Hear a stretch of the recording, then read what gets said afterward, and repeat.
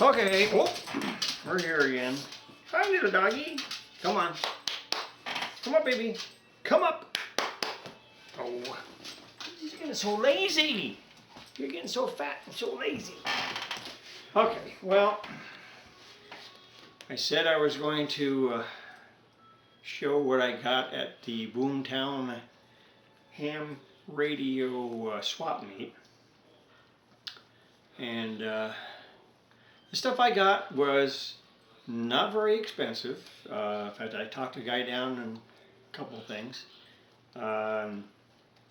But yeah, it was kind of something else. Ron, of course, he had to go out and he had to buy more military stuff and to go with his ever-growing collection. If he keeps it up, he's going to have to build onto his house, onto his ham shack, or it's going to end up being extended into his garage, one or the other. But yeah, so I did get stuff there.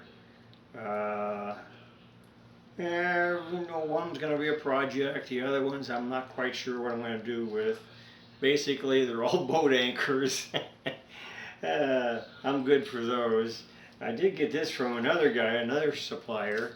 Turned out the guy I got this from was the one that my brother bought another receiver from at a pawn shop down in Carson City.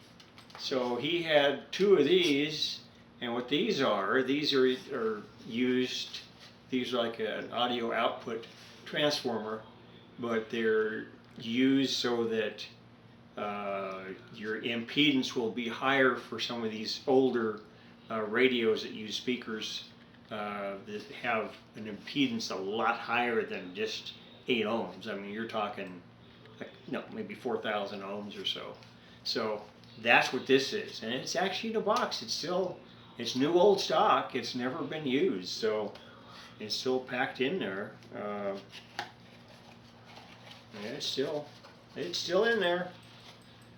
Never been used. Never soldered on. So I got that. That was probably, for its size, the most expensive thing I got today. This cost me $5. But you can't find these around that cheap anywhere.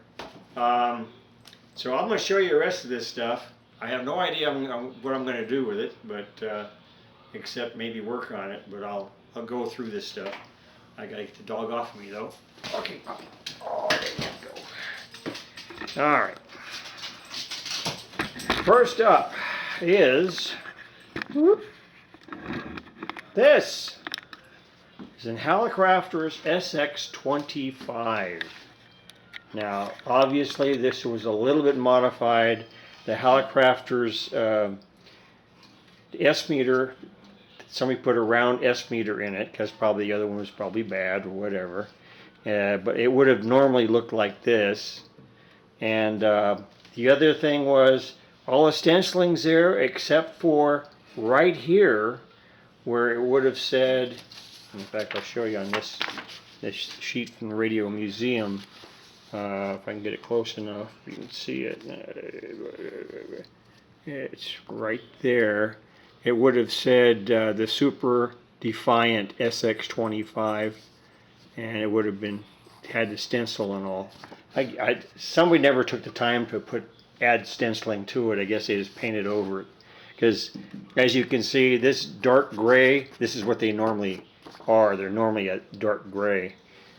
Somebody repainted it, and they kept some of the other stencils on it, but and then also I noticed the knobs. The knobs have been changed because right here, these two would normally have been just round knobs, but these are actually nice vernier knobs. So they kind of upgraded some of the stuff on it, and like I think even all these others down below, yeah, all these others should have all been round knobs, except these two were round, but there should have been more.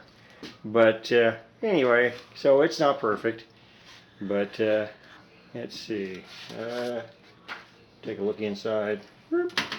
course, it's dusty, so it might be kind of hard to see unless I put a light on it.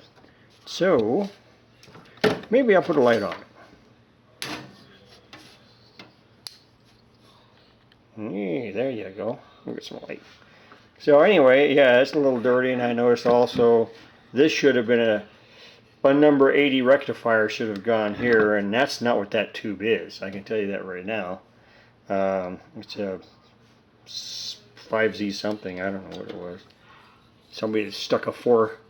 Yeah, see, it's a 5Z3, and actually, according to the schematic, that should have been an 80 rectifier. Well, I do have about 2 80 rectifiers I can put in there anyway. So I could possibly fix this one up. And probably will. We'll go ahead and we'll have to work on that one. And then, okay, I paid, he wanted a little sticker there, said 25. I paid 20 for it. Then, down below here, I'm going to have to drop this down so you can see it better probably. So it'll be head on. There's, alright, well, we're going to do it this way. Alright, there's this one. First, this is from the Signal Corps, and that one was made in 1952 during the Korean War. So, yep, Korean War, U.S. Army Signal Corps, that's where that one's from. And I paid $5 for that. And let's see, that's a U.S. Army Signal Corps control radio set type C-845-U. And that was in the Korean War, as I said. Now, the other one above there, looks like it was just used for some kind of a monitor type for speakers and stuff, because that's what it's got there, and it's got other connections, all kinds of fuses, has tone monitor, it's got speech monitor, it's got all other stuff on there. So I'm not quite sure, I can't find there's probably a label on the inside of the case. I can't see anything on the outside, but that's what I picked up. I mean, I don't know what I'm going to do with this stuff, but they're all real heavy. That's all I can tell you. So it'll be fun trying to figure out what I'm going to do with this stuff. But anyway, that's what I wanted to show you. So that's going to be it for now. Talk to you guys later.